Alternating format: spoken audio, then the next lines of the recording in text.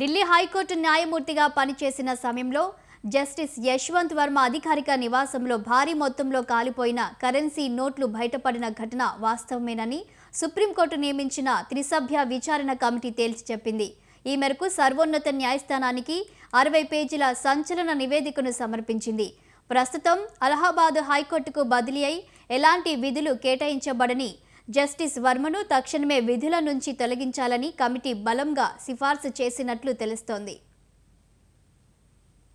ఈ ఏడాది మార్చి 14న ఢిల్లీలోని తుగ్లక్ క్రెసెంట్ రోడ్డులోని జస్టిస్ వర్మ అధికారిక బంగ్లాలోని స్టోర్ రూంలో అగ్ని ప్రమాదం సంభవించినప్పుడు ఈ నోట్ల కట్టలు బయటపడడం తీవ్ర కలకలం రేపింది.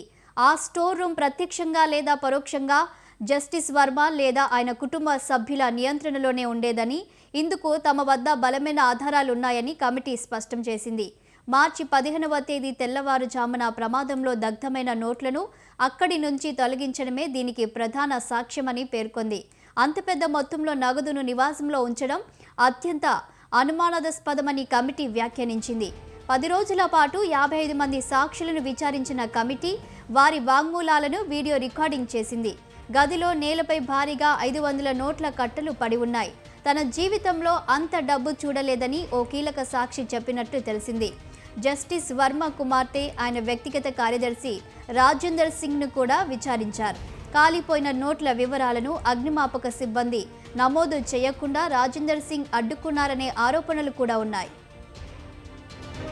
ఈ ఘటన వెలుగు చూసిన తర్వాత మార్చి 28న సుప్రీంకోర్టు కొలీజియం జస్టిస్ వర్మను అలహాబాద్ హైకోర్టుకు బదిలీ చేసి ఎలాంటి న్యాయపరమైన బాధ్యతలు అప్పగించలేదు.